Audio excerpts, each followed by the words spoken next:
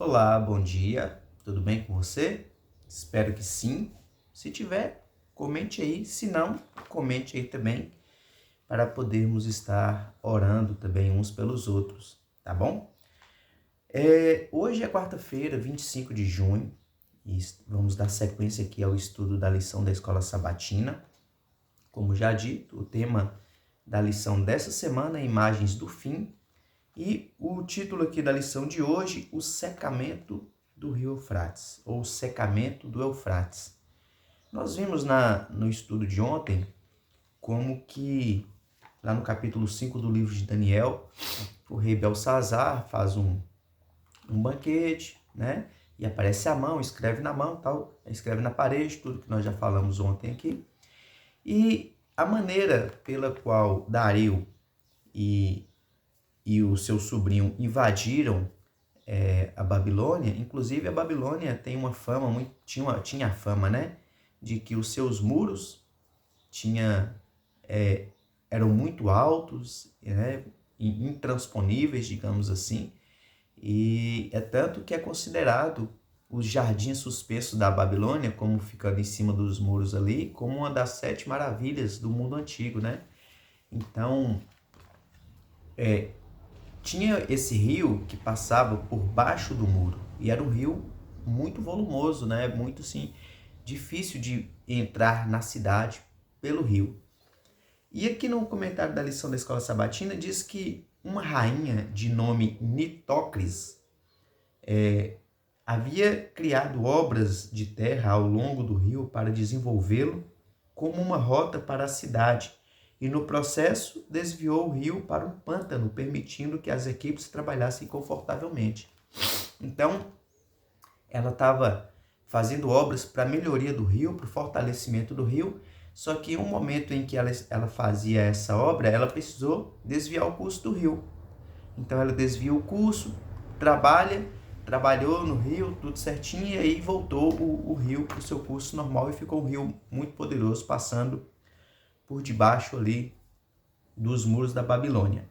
E aqui fala que Ciro percebeu que poderia fazer a mesma coisa, secando o Eufrates o suficiente para que pudesse marchar confortavelmente com suas tropas sob o muro. E como nós vimos, naquela mesma noite em que Belsazar bebia e adorava os deuses de ouro, prata e bronze nos utensílios que haviam sido trazidos do templo de Jerusalém, que apareceu a mão e tal, ali foi decretado a sua derrota, e naquela mesma noite ele morreu, e foi dessa maneira que o exército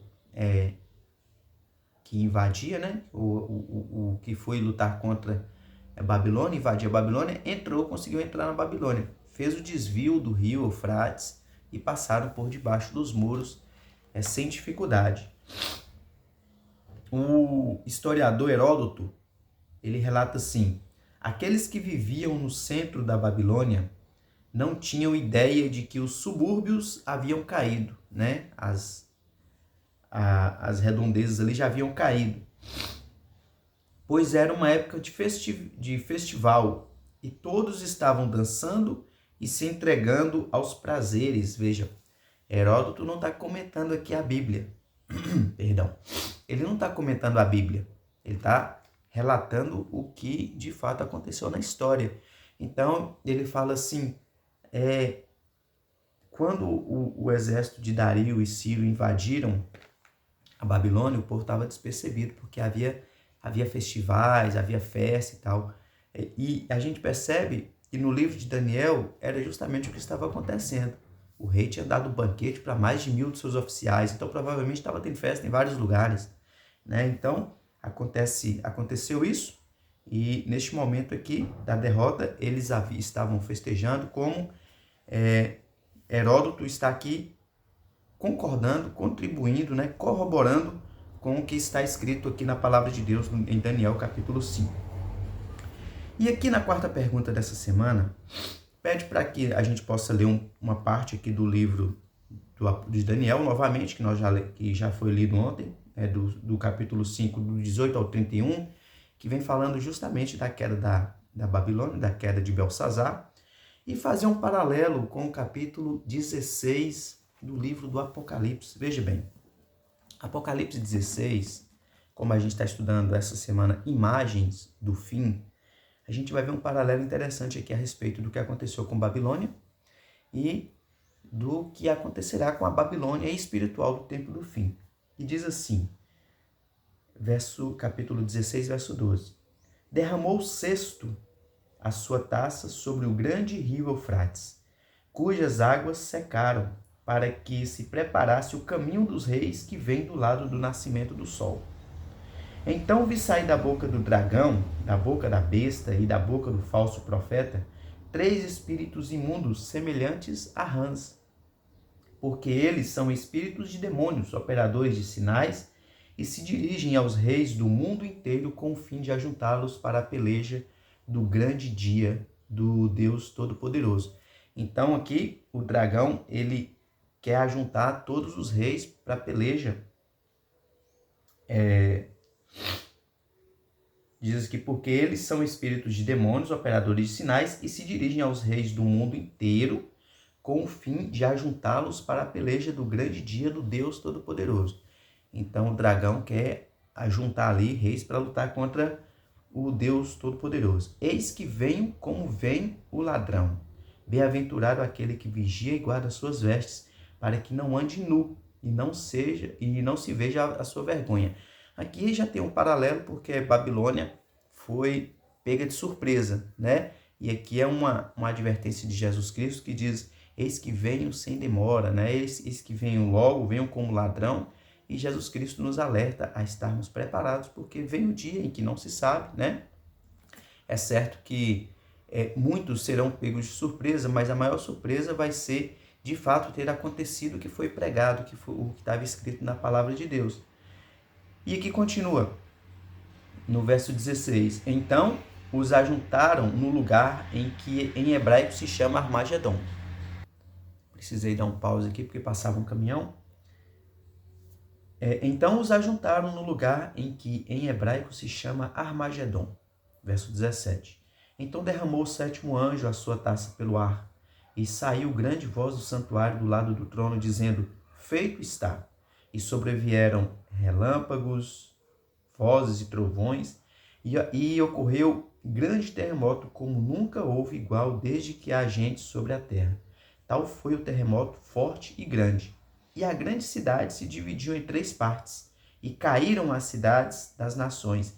E lembrou-se Deus da grande Babilônia, para dar-lhe o cálice do vinho do furor da sua ira. Então aqui a gente percebe que no 6º flagelo, né, na 6ª praga, o anjo derrama ali a sua taça e o rio Eufrates seca. É um paralelo, né, mostrando ali como a Babilônia literal caiu, né, que foi através do desvio, do secamento do rio Eufrates ali. Mostra também que eles foram pegos de surpresa, porque quando o exército invade, eles estavam todos despreparados, e aqui há um aviso de Cristo aqui no verso 15, olha, eis que venho como vem um ladrão, ou seja, de surpresa, né? E aqui também se referindo, eu quero ler inclusive mais uma passagem que não está aqui na lição, que é no capítulo 18, se referindo também à queda de Babilônia, que diz assim: caiu a grande Babilônia e se tornou morada de demônios. E no verso 3 diz: pois todas as nações têm bebido do vinho do furor da sua prostituição. O que os chefes, os líderes estavam fazendo com Belsazar lá no dia da queda? Eles estavam bebendo e profanando os utensílios que haviam sido levados do templo de Jerusalém. Quando fala em relação ao secamento do rio, nas profecias, a gente sabe que nas profecias água tem outro significado e não é água normal, né? Aqui, por exemplo, no capítulo 17, no verso 1, diz assim: veio um dos 7 anjos que tem as 7 taças e falou comigo, dizendo: vem mostrar-te-ei o julgamento da grande meretriz, que se acha sentada sobre muitas águas. Então, a meretriz, ela está sentada sobre muitas águas, né? A Babilônia espiritual do tempo do fim está sentada sobre muitas águas. O que são essas muitas águas? Verso 15 do capítulo 17. Falou-me ainda As águas que viste, onde a meretriz está assentada, são povos, multidões, nações e línguas. Então, essa meretriz está assentada sobre povos, multidões, nações e línguas, que pode se referir a grande quantidade de pessoas, que pode se referir a apoio político. Então, o secamento do rio Eufrates pode se referir, e nós acreditamos dessa forma, que a Babilônia espiritual vai perder o seu apoio no tempo do fim, o apoio que ela tem hoje. Quando chegar ali bem próximo ao fim, mesmo a volta de Cristo, ela vai perder o seu apoio, o apoio que ela tem político. Tá? E para finalizar, aqui no comentário da lição diz assim: o mundo não será pego de surpresa apenas porque ignora o que Deus previu. Ficará surpreso porque escolheu não acreditar no que ele disse que aconteceria. Né? Interessante, nós estudamos na lição na semana passada, que diz assim, que na volta de Cristo, os perdidos, vão procurar se esconder nas cavernas e dizer assim: caí sobre nós, escondei-nos da face daquele que vem nas nuvens do céu, porque chegou o grande dia da ira deles. Ou seja, eles sabiam, eles foram alertados a respeito do grande dia da ira deles, né? Daquele grande dia da ira, porque eles sabem disso. Então, por que eles estão com medo? Porque eles escolheram não aceitar. Eles escolheram duvidar, eles escolheram crer que isso não aconteceria. E quando acontecer, eles vão serem pegos de surpresas, né? De surpresa, por causa da escolha própria, tá? Que esse não seja o nosso caso. Nós que estamos estudando a palavra de Deus, nós temos outras perspectivas.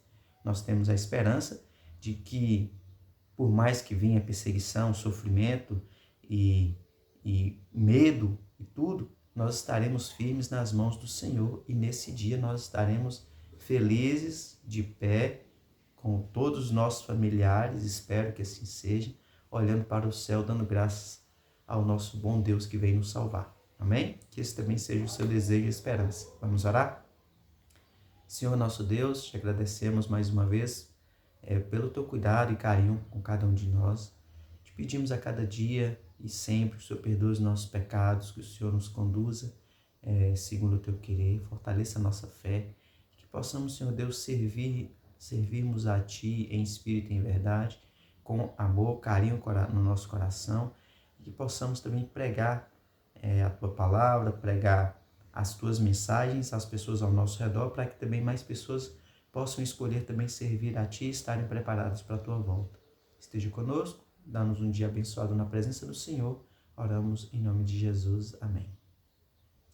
Então é isso, espero que tenha ficado bem explicado.